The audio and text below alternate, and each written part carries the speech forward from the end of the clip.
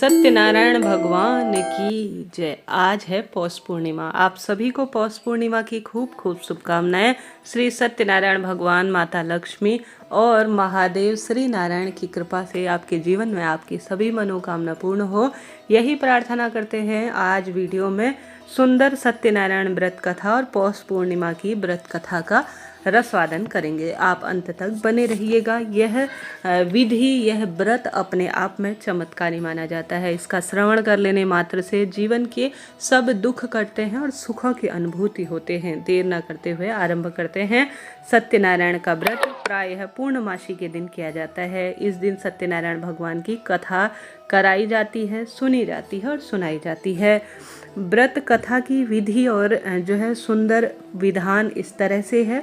आप सभी को, व्रत करने वाले व्यक्ति को पूर्णिमा या संक्रांति के दिन प्रातःकाल ही इस व्रत का संकल्प लेकर दिन भर निराहार रहना चाहिए। शाम के समय, सायंकाल में श्रद्धापूर्वक श्री गणेश जी, गौरी भगवान, वरुण देवता, भगवान विष्णु और साथ के साथ भगवान और अपने सभी इष्ट देवी देवताओं का पूजन की तैयारी करनी चाहिए। केले के खंभों और आम के पत्तों के बंधन वारों में से एक सुंदर मंडप आपको तैयार करना चाहिए। सुंदर चौकी पर सत्यनारायण भगवान की प्रतिमा स्थापित करनी चाहिए। साथ ही पास में कलश, गणेश जी और नवग्रह भी स्थापित करें तथा पुष्प, जल तथा हाथ में सत्यनारायण भगवान का ध्यान करें और अपने इष्ट पितरों का ध्यान करते हुए यज्ञ पुष्प धूप नैवेद्य से युक्त होकर स्तुति करें कि हे भगवान, मैंने श्रद्धापूर्वक फल जब आदि सामग्री आपके लिए समर्पित की है, इसे स्वीकार कीजिए। मेरा आपको बारंबार नमस्कार है। इसके बाद ध्यान पूर्वक मेरी कथा सुने और सभी भक्तजनों को इसको पूर्ण रूप से सुनाएं और पूर्ण पढ़ने का प्रयत्न करें। कथा के अनुसार एक बार नैमिषारण्य में तपस्या करते हुए शौनक आदि ऋषियों ने सूत जी से पूछा कि जिसके करने से मनुष्य मनवांछित फल प्राप्त कर सकता है, ऐसा कोई व्रत या तप बताइए। सूत जी ने कहा, एक बार श्री नारद जी ने भी यही प्रश्न भगवान विष्णु से पूछा। तब श्री भगवान विष्णु ने उनके सामने जिस व्रत का वर्णन किया था वही मैं आपसे कहता हूँ, ध्यान से सुनिएगा। प्राचीन काल में काशीपुर में एक अति निर्धन और दरिद्र ब्राह्मण रहता था। वह भूख प्यास से व्याकुल था और भटकता फिरता था। एक दिन उसकी दशा से व्यथित होकर विष्णु भगवान ने बूढ़े ब्राह्मण के रूप में प्रकट होकर ब्राह्मण को सत्यनारायण व्रत का विस्तार बताया, विधि बताई और अंतर्ध्यान हो गए। ब्राह्मण अपने मन में श्री सत्यनारायण व्रत का निश्चय करके घर लौट आया और इसी चिंता में उसे रात भर नींद नहीं आई। सवेरा होता ही वह सत्यनारायण भगवान के व्रत का संकल्प कर भिक्षा मांगने के चल दिया। उस दिन उसे थोड़ा सा ही परिश्रम से बहुत अधिक धन, धान्य, भिक्षा इत्यादि की प्राप्ति हुई। शाम के समय घर पर पहुंचकर उसे बड़ी श्रद्धा भावना से श्री सत्यनारायण भगवान का विधि पूर्वक पूजन किया। भगवान सत्यदेव की कृपा से वह थोड़े ही दिनों में धनवान हो गया। वह जब तक जीवित रहा तब तक उसने महीने के महीने श्री सत्यनारायण भगवान का व्रत और पूजन करता रहा। साथ ही उसने जब वह देह छोड़ी तो वह विष्णु लोक की ओर गया। सूत जी पुनः बोले कि एक दिन वह ब्राह्मण अपने बंधु बांधवों के साथ बैठे हुए ध्यान मग्न हो श्री सत्यनारायण भगवान कथा सुन रहा था। तभी भूख प्यास से व्याकुल एक लकड़हारा वहां पहुंचा। वह भी भूख प्यास भूलकर कथा सुनने के लिए बैठ गया। कथा की समाप्ति पर उसने प्रसाद ग्रहण किया और जल पिया। फिर उसने ब्राह्मण से इस व्रत के बारे में पूछा तो उसने बताया कि सत्यनारायण भगवान का यह व्रत है जो कि मन वांछित फल देने वाला है। पहले मैं भी बहुत दरिद्र था, इस व्रत के प्रभाव से मुझे यह सब वैभव प्राप्त हुआ। यह सुनकर लकड़हारा बहुत ही प्रसन्न हुआ और मन ही मन श्री सत्यनारायण भगवान के व्रत के पूजन का निश्चय करता हुआ लकड़ी बेचने बाजार की ओर चल दिया। उस दिन लकड़हारे को लकड़ी का दोगुना दाम मिला। उन्हीं पैसों से उसने केले, दूध, दही आदि पूजन की तमाम सामग्रियां खरीद ली और घर चला गया। घर पहुंचकर उसने अपने कुटुंबजनों को और पड़ोसियों को बुलवाकर, परिवार के सभी सदस्यों को बुलाकर विधि पूर्वक सत्यनारायण भगवान का पूजन किया। भगवान सत्यनारायण की कृपा से वह थोड़े ही दिनों में संपूर्ण रूप से धन संपन्न हो गया। सूत जी ने फिर कहा कि प्राचीन काल में उल्कामुख नामक एक राज्य था। वहाँ और उसकी रानी वहाँ का जो राजा था, उसकी रानी बड़े धर्मनिष्ठ थे। एक समय राजा रानी भद्रशिला नदी के किनारे श्री सत्यनारायण भगवान की कथा सुन रहे थे। एक बनिया भी वहां पर आ पहुंचा। उसने रत्नों से भरी अपनी नौका को एक किनारे पर लगा दिया और स्वयं पूजा की जगह पर बैठ गया। वहाँ का चमत्कार देखकर उस राजा ने इसके बारे में पूछा। राजा ने बताया कि हम भगवान विष्णु का पूजन कर रहे हैं, यह व्रत सभी मनोकामना का पूर्ण करने वाला है। राजा के वचन सुन और प्रसाद पाकर बनिया अपने घर चला आया। घर पहुंचकर उसने अपनी पत्नी से व्रत का संपूर्ण वृतांत कहा और संकल्प लिया कि मैं भी संतान होने पर इस व्रत को करूंगा। उसकी पत्नी का नाम लीलावती था। सत्यदेव की कृपा से वह कुछ ही दिनों बाद गर्भवती हो गई और 10 महीने में बड़े सुख संपन्नता के साथ, सुख सुविधा के साथ, बड़ी सरलता से, उत्तम स्वास्थ्य के साथ उसने कन्या को जन्म दिया। कन्या का नाम कलावती रखा गया और वह चंद्रमा की कलाओं के समान प्रतिदिन बढ़ने लगी। एक दिन अवसर पाकर लीलावती ने अपने पति को सत्यदेव का व्रत करने की बात याद दिलाई तो उसने कहा कि वह व्रत कन्या के विवाह के समय कर लूँगा और वह भूल गया। यह कहकर बनिया अपने कारोबार में लग गया। जब कन्या विवाह के योग्य हो गई तो उसने दूतों द्वारा खोजकर कंचनपुर नगर में एक बनिए के सुंदर, सुशील और गुणवान बालक के साथ अपनी बेटी का विवाह दिया। फिर भी वह बनिए जो है सत्यनारायण भगवान का व्रत नहीं कर पाया और उसे स्मरण भी नहीं रहा। तो इससे भगवान सत्यनारायण अत्यंत अप्रसन्न और रुष्ट हो गए। कुछ ही दिनों बाद बनिया अपने दामाद को साथ लेकर समुद्र के किनारे रत्न सागरपुर में व्यापार करने चला गया। एक दिन रत्न सागरपुर के राजा चंद्रकेतु के खजाने से चोरों ने बहुत सारा धन चुरा लिया। राजा के सिपाही चोरों का पीछा कर रहे थे। चोरों ने जब देखा कि सिपाहियों से बचना कठिन है तो उन्होंने राजकोष से चुराए हुए तमाम धन को एक जगह पर फेंक दिया और वह स्वयं भाग गए। वह बनिए का डेरा था। सिपाही चोरों को ढूंढते हुए उसी जगह पर पहुंच गए और उन्होंने दोनों बनियों को चोर समझकर पकड़ लिया। राजा ने दोनों बनियों को जेल में डालने का आदेश दिया और उनका धन कोष में जमा करा दिया। श्री सत्यनारायण के कोप से लीलावती और कलावती भी बड़े दुख के दिन काट रही थी। एक दिन कलावती भूख प्यास से व्याकुल होकर एक मंदिर में चली गई। वहाँ श्री सत्यनारायण भगवान की व्रत कथा हो रही थी। वहीं बैठकर उसने वहीं पर कथा सुनी। प्रसाद लेकर वह रात को घर पर आ पहुंची। माता के देरी का कारण पूछने पर उसने सब बात बता दी।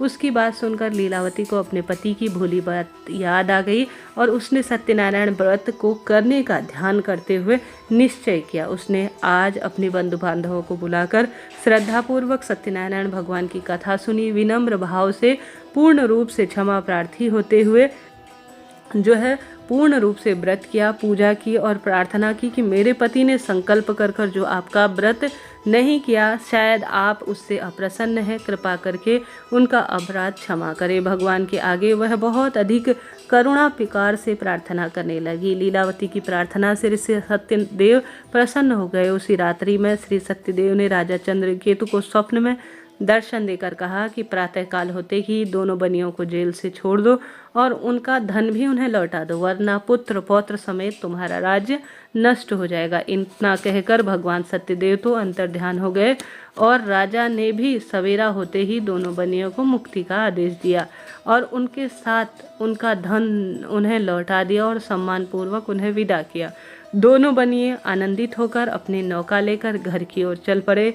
तभी श्री सत्यनारायण भगवान सन्यासी के वेश में उनके समीप आए और बोले कि तुम्हारी नौका में क्या है। बनिए ने हंसते हुए उत्तर दिया कि नौका में लता पत्रों के सिवाय और कुछ भी नहीं है।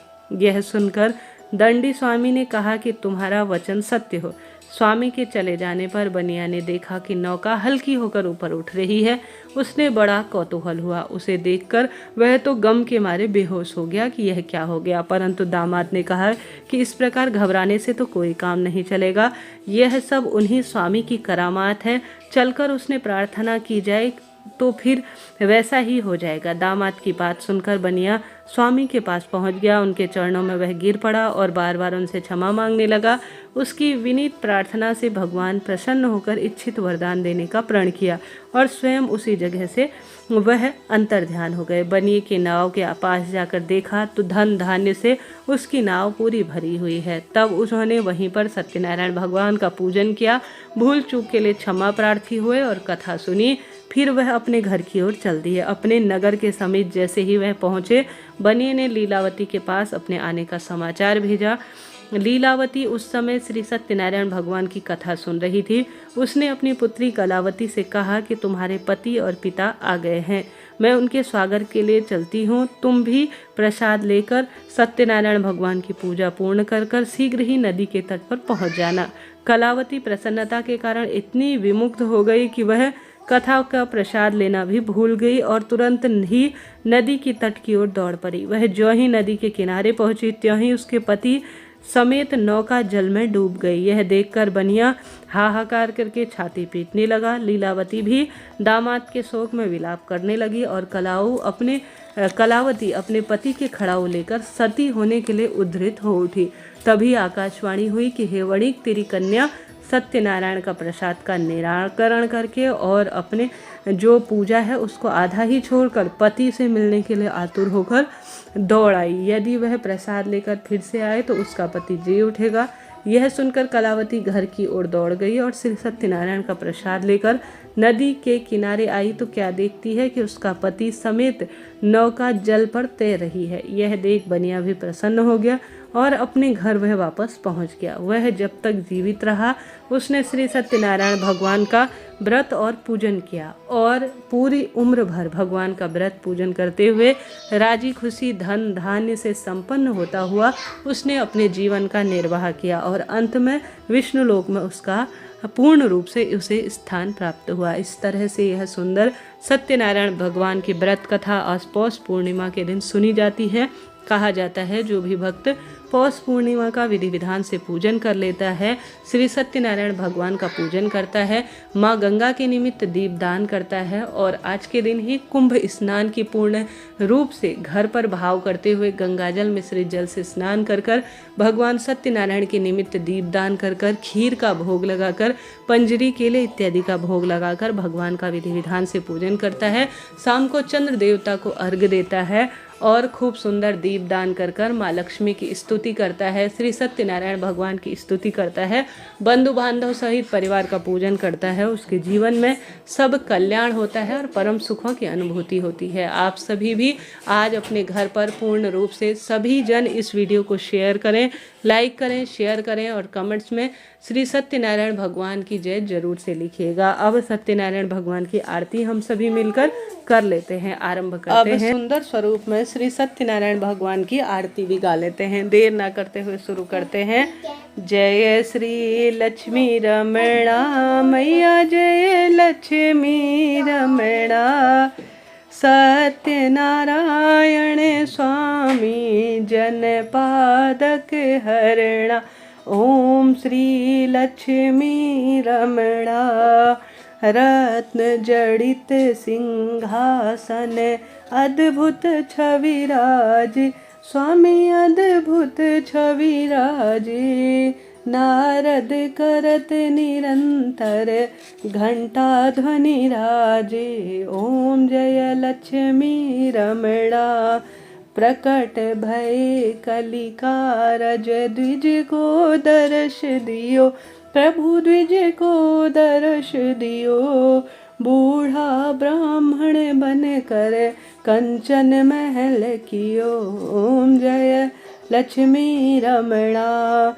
दुर्बल भील कराल जिन पर कृपा करी, प्रभु जिन पर कृपा करी, चंद्रचूर्ण के राजा तिन की विपत्ति हरि, ओम जय लक्ष्मी रमणा, वैश्य मनोरथ पायो श्रद्धा तज दीनी, प्रभु श्रद्धा तज दीनी, सो फल पावत प्रभु जी भोग्यो स्तुति किन्हीं, ओम जय लक्ष्मी रमणा, भाव भक्ति के कारण छिन छिन रूप धरो, प्रभु छिन छिन रूप धरो, श्रद्धा धारण कीनी जन के काज सरो, ओम जय लक्ष्मी रमणा, बाल गोपाल संग राजा वन में भक्ति करी, प्रभु वन में भक्ति करी, मन वांछित फल दीनो दीन दयाल हरि, ओम जय लक्ष्मी रमणा, चढ़त प्रसाद सवायो कदली फल मेवा, प्रभु कदली फल मेवा, धूप दीप से राजा तुलसी दल सत्य देवा। ओम जय लक्ष्मी रमणा। श्री सत्यनारायण जी की आरती जो कोई नर गावे, प्रभु प्रेम सहित गावे। तन मन सुख संपत्ति मन वांछित फल पावे। ओम जय लक्ष्मी रमणा। ओम जय लक्ष्मी रमणा। स्वामी जय लक्ष्मी रमणा। ओम श्री सत्यनारायण भगवान की